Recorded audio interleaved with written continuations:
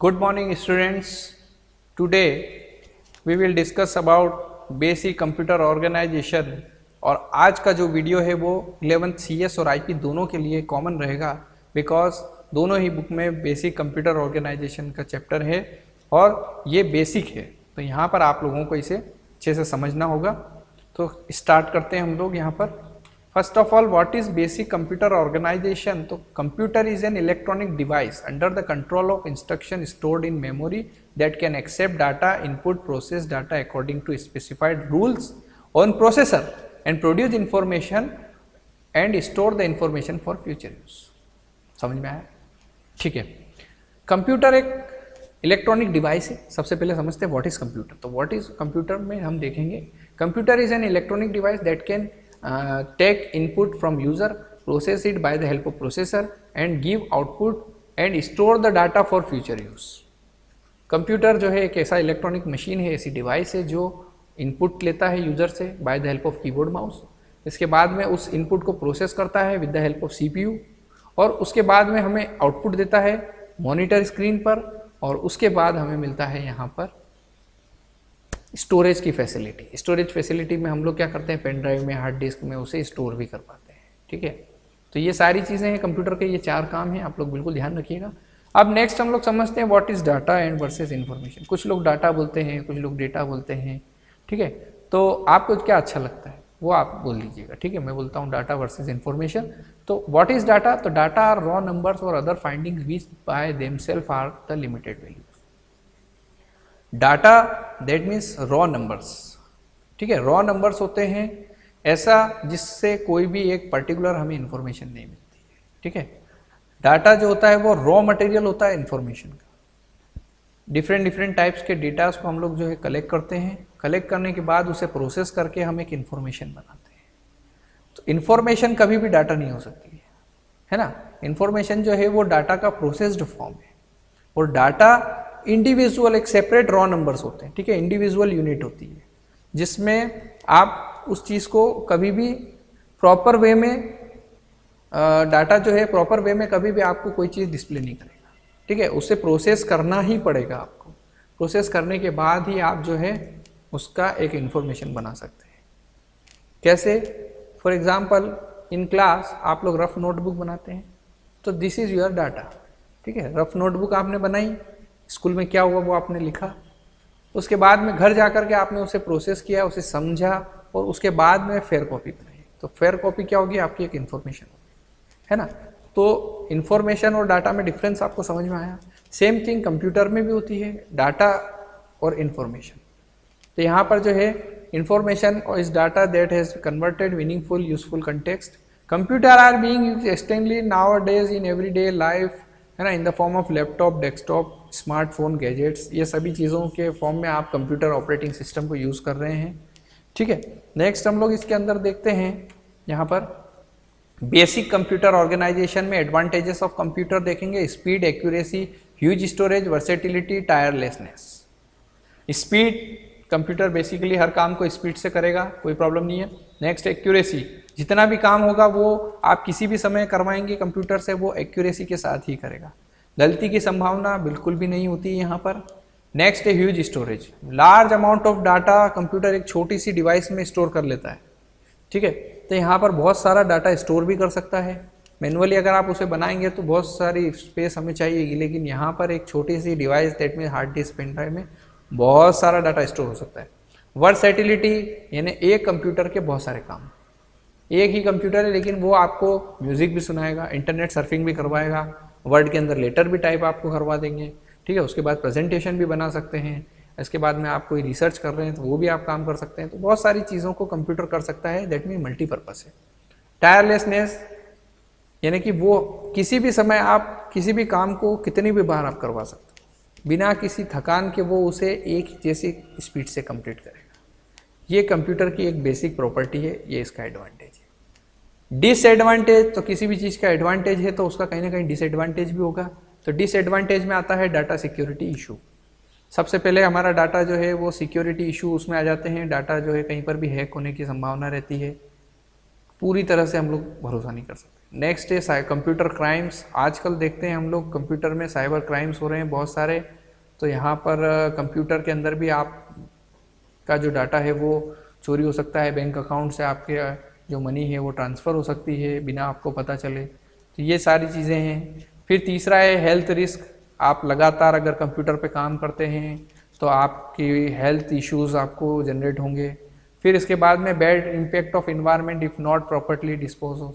अगर कंप्यूटर आपका ख़राब हो गया लेकिन आपने प्रॉपरली उसे अगर डिस्पोज नहीं किया है तो इन्वायरमेंट पॉल्यूशन भी करता है, because computer is an electronic device. और इलेक्ट्रॉनिक डिवाइस जब आप बनाते हैं तो बहुत सारे केमिकल्स का यूज़ किया जाता है इसके कंपोनेंट बनाने में। तो वो सारे केमिकल्स अगर आप इन्वायरमेंट में ऐसे ही कहीं पर भी अगर उससे फेंक देते हैं या डिस्पोज करते हैं, प्रॉपर वे में नहीं करते हैं, तो वो फिर इन्वायरमेंट में रिलीज़ होते हैं। ठीक है, रिलीज़ होने से इन्वायरमेंट पोल्यूशन होता है। ठीक है, तो जिसे हम लोग ई वेस्ट कहते हैं। फिर देखते हैं हम लोग डिजिटल कंप्यूटर जो है वो 5 टाइप के फंक्शन परफॉर्म करेगा। सबसे पहले है ना 5 फंक्शन उसके बेसिक हैं। डेटा जो है वो इनपुट के फॉर्म में लेगा, उसे स्टोर करेगा, इंस्ट्रक्शन को स्टोर करेगा कहाँ पर, प्राइमरी मेमोरी में। इसके बाद में उसे प्रोसेस करेगा उस स्टोर डाटा को, क्योंकि प्राइमरी मेमोरी से सीपीयू कनेक्टेड होता है। तो यहाँ पर वो डाटा स्टोर होकर फिर प्रोसेस होगा। फिर आउटपुट जनरेट करेगी कौन, प्राइमरी मेमोरी। प्रोसेसर जो वर्क करेगा वो सारा प्राइमरी मेमोरी में जाएगा, रैम में। रैम उससे आउटपुट जनरेट करेगी और उसके बाद आउटपुट जो होगा वो स्क्रीन पे हमें डिस्प्ले होगा। ठीक है, इसके बाद में देखते हैं फंक्शनल कंपोनेंट ऑफ कंप्यूटर्स में सेंट्रल प्रोसेसिंग यूनिट जो है वो क्या क्या काम करेगी। तो उसको हम लोग माइक्रो प्रोसेसर यूनिट भी कहते हैं। और उसके 2 पार्ट होते हैं। CPU have 2 part, that is control unit और दूसरा अरिथमेटिक लॉजिकल यूनिट। तो control unit control signal generate करती है, किस लिए, ताकि अरिथमेटिक लॉजिक यूनिट जो है उसके सारे ऑपरेशंस को हम लोग कंट्रोल कर सकें। ठीक है, अरिथमेटिक ऑपरेटर्स जो अरिथमेटिक लॉजिक यूनिट एएलयू जो होता है ये क्या करता है, न्यूमेरिकल फंक्शंस जितने भी होते हैं या न्यूमेरिकल कैलकुलेशन से वो सारी कंप्लीट करता है। उसके बाद में आता है मेमोरी यूनिट। तो मेमोरी यूनिट रैम रोम या सेकेंडरी मेमोरी जो भी कुछ है ये सभी सीपीयू से कनेक्टेड हैं, है ना। प्राइमरी मेमोरी जो है वो सीपीयू से कनेक्टेड है और प्राइमरी के से कनेक्टेड होता है फिर सेकेंडरी मेमोरी। यानी सेकेंडरी मेमोरी को अगर कोई डाटा सीपीयू को देना है तो वो पहले आएगा प्राइमरी में, उसके बाद में यहाँ पर जो है, इसीलिए इसे प्राइमरी मेमोरी कहा जाता है। तो ये डाटा इंस्ट्रक्शन देखिए यहाँ पर वो रिसीव भी कर रहा है और यहाँ पर उसको दे भी रहा है और ले भी रहा है। ठीक है, बाहर से हम लोगों ने इनपुट दिया और यहाँ पर आउटपुट भी हमें मिल रहा है। और ये जो मॉडल आर्किटेक्चर है ये न्यूमैन कंप्यूटर आर्किटेक्चर कहते हैं। जॉन वॉन न्यूमैन ने इस आर्किटेक्चर को बनाया था और कंप्यूटर इसी चीज को फॉलो भी करता है। Input unit, a device through which data and program the outside world enter the computer system. Computer system में हम किसी भी ऐसी डिवाइस है जिनके थ्रू हम लोग कंप्यूटर सिस्टम में डाटा को इंसर्ट करते हैं, this is called input device. By the help of input device we can insert data in computer system. For example keyboard mouse is the primary example, scanner, microphone, ये सभी चीजें। Output में देखेंगे ऐसी device है जो रिजल्ट को store करे या हमें डिस्प्ले करवाए, ये सभी चीजें जो है आउटपुट कहलाएंगी। ठीक है, आउटपुट यूनिट्स कहलाएंगे, जैसे स्पीकर, मॉनिटर, ये सभी, इनसे हमें डाटा मिलता है ना, आउट होता है, उनमें से डाटा बाहर आता है। ठीक है, दिखेगा नहीं लेकिन आपको महसूस होगा। देखते हैं ALU। अभी मैंने आपको बताया ALU जो है वो एंड और नॉट गेट के ऊपर काम करता है। यहाँ पर इसमें बहुत सारे छोटे छोटे रजिस्टर्स होते हैं जो मेमोरी के अंदर फास्टर वर्क करने में आपको मदद करेंगे। कंट्रोल यूनिट जो है वो कंप्यूटर के अंदर सिग्नल यूनिट है और ये कंट्रोल सिग्नल जनरेट करती है ताकि रीड राइट ऑपरेशन को एग्जीक्यूट किया जा सके। मेमोरी हमारे डाटा को, मेमोरी के अंदर कोई बहुत सारे सेल्स होते हैं, कलेक्शन ऑफ सेल्स होती है, इसमें बहुत सारे फिजिकल एड्रेसेस होते हैं जिनमें हमारा जो डाटा है वो बाइट और बिट के फॉर्म में स्टोर होता है।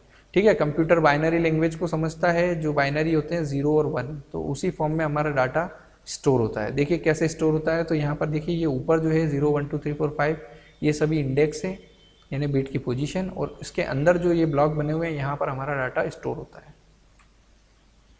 बेसिक कंप्यूटर ऑर्गेनाइजेशन में हम देखेंगे मेमोरी की यूनिट्स कौन कौन सी है, तो हम लोगों ने कुछ यूनिट सुनी है कुछ नहीं सुनी है, देखते हैं क्या क्या है। तो bit is the smallest unit जो कि 0 और 1 यानी एक सिंगल यूनिट है जिसे हम बाइनरी डिजिट भी कहते हैं, इसका फुल फॉर्म है, और ये 0 और 1 होता है। ठीक है, इसे B से रिप्रेजेंट करेंगे। उसके बाद में आता है निबल। जब 4 बिट्स आपस में मिलती है तो उनके ग्रुप को हम कहेंगे निबल।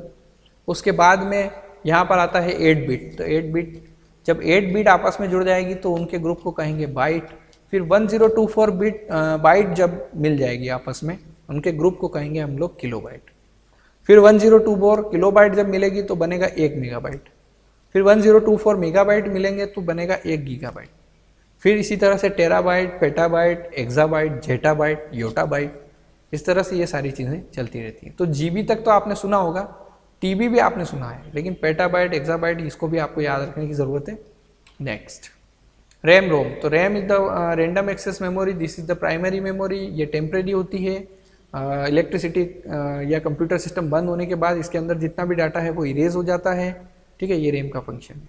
लेकिन ये सबसे फास्ट होती है और सीपीयू से डायरेक्टली कनेक्टेड होती है, इसलिए ये जो है सीपीयू साथ मिलकर के काम करती है। दूसरा आता है रीड ओनली मेमोरी।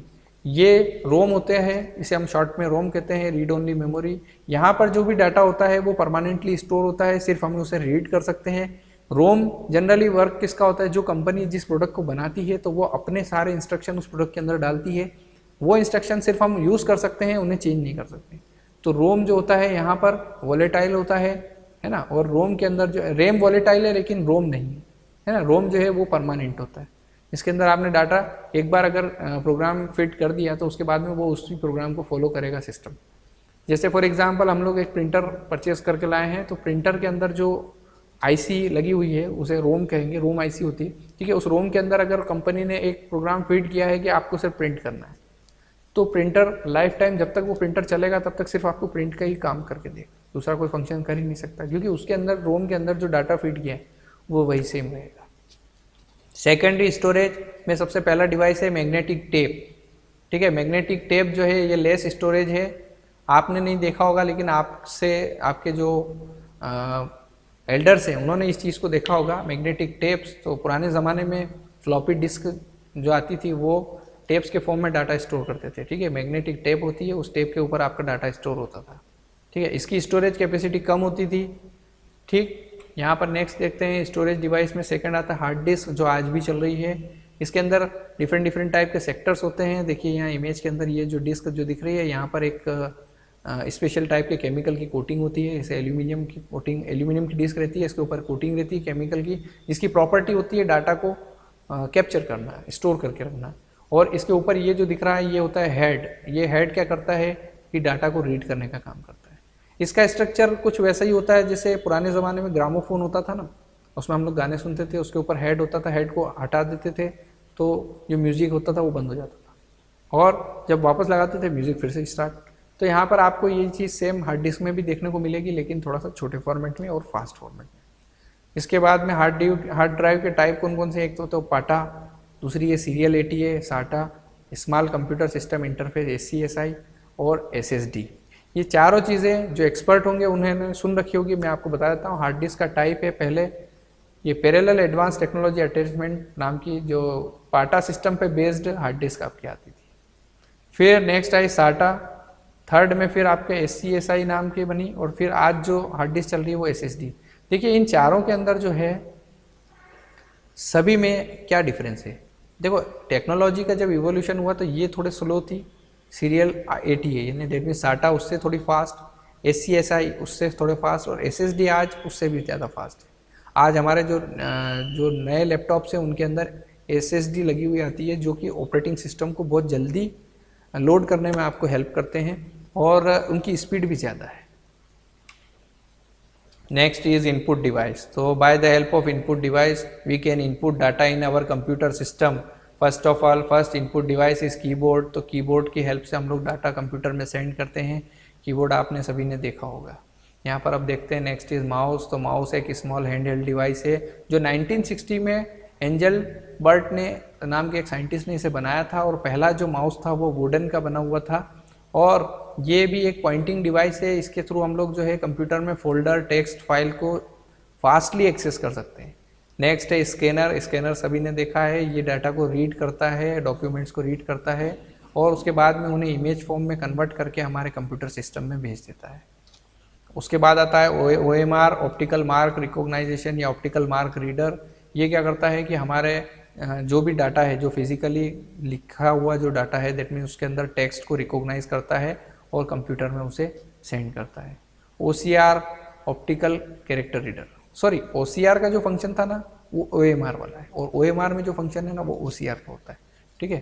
तो OCR जो क्या करता है कि कैरेक्टर्स को रिकॉग्नाइज करता है, किसी भी जगह पर किसी भी पेज के ऊपर अगर कोई डॉक्यूमेंट या कुछ चीज़ लिखी हुई है तो OCR उसको स्कैन करके उसके कैरेक्टर्स को रिकॉग्नाइज करता है ना। जैसे गूगल लेंस में आप किसी चीज़ को देखते हैं तो गूगल लेंस क्या करता है, उसका जो टेक्स्ट है उसको रिकॉग्नाइज करता है, दैट इज OCR।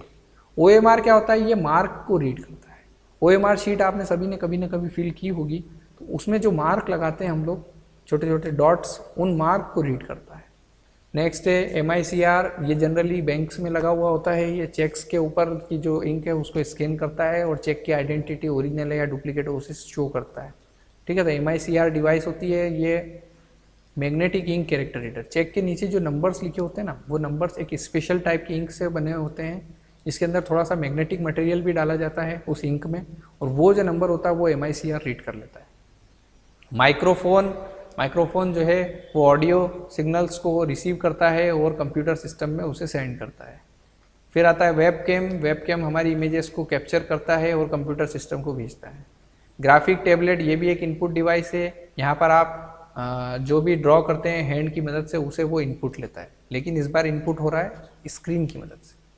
फिर ट्रैक बॉल भी माउस की तरह ही होता है, लेकिन ये इसके अंदर एक कर्सर होता है और इसमें एक बॉल लगी होती है।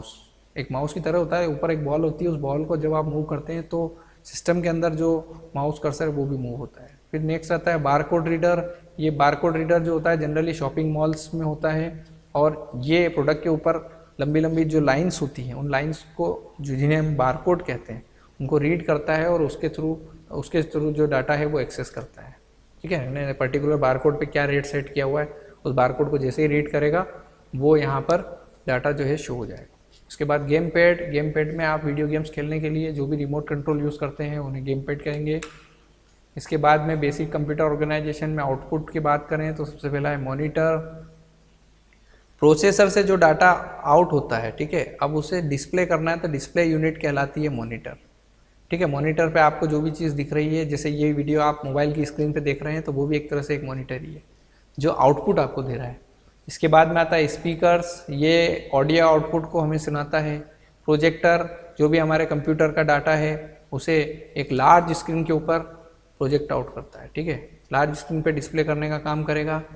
नेक्स्ट आता है मोबाइल डिवाइस वर्किंग। अब मोबाइल डिवाइसेस कैसे काम करेगा मोबाइल सिस्टम ऑर्गेनाइजेशन में, यहाँ पर एक मोबाइल है, उसमें से सिग्नल जनरेट होते हैं और वो सिग्नल जाते हैं सीधे टावर पे। टावर क्या करता है, फिर दूसरे किसी टावर के साथ में कम्युनिकेट करता है, क्योंकि इसका जो मैसेज है वो हमें कहीं और पहुंचाना है, तो टावर से टावर का कम्युनिकेशन होगा और फिर इस टावर की रेंज में जो भी डिवाइस होगी वहाँ पर, है ना, उस जो भी आपने नंबर डायल किया है उस नंबर पे हमारा मैसेज चला जाएगा। यह सेम कंडीशन यहाँ पर आपकी वॉइस मैसेज में भी होती है, टेक्स्ट मैसेज में भी होती है, और इन केस ऑफ इंटरनेट ये सारी चीज़ें सेम वर्किंग रहेगी। फिर हम लोग बात करते हैं मोबाइल फ़ोन के कंपोनेंट्स के बारे में, तो सबसे पहले सर्किट बोर्ड आता है, फिर एंटीना, फिर liquid crystal display, keyboard, touch screen, microphone, speaker, battery, ये सभी जो चीज़ें हैं इनके बारे में अब हम डिस्कस करेंगे। मोबाइल फ़ोन में सबसे पहले टच स्क्रीन की बात कर लें तो TFT स्क्रीन होती है, दूसरा IPS LCD स्क्रीन है। तो TFT स्क्रीन में इमेज क्वालिटी बेटर होती है, हाई रिजोल्यूशन हमें मिलता है, वैसे बनाना भी हमें सस्ता पड़ता है, ये बजट फ़ोन्स में जनरली आता है। दूसरा आता है IPS स्क्रीन, आपने नाम सुना होगा, तो in place switching screen LCD है, ये भी एक एडवांस वर्जन है TFT का। इसमें भी LCD जो है वो आपको बहुत अच्छा डिस्प्ले आपको देगी, और बैटरी भी इसकी थोड़ा सा बैटरी लाइफ बढ़ जाती है इसको यूज़ करने पर, और फ़ोन्स के बीच में ये काफ़ी पॉपुलर है IPS स्क्रीन। अब यहाँ पर जनरली दो टाइप की टच स्क्रीन LCD होती है, एक होती है रजिस्टिव और दूसरा होता है कैपेसिटिव।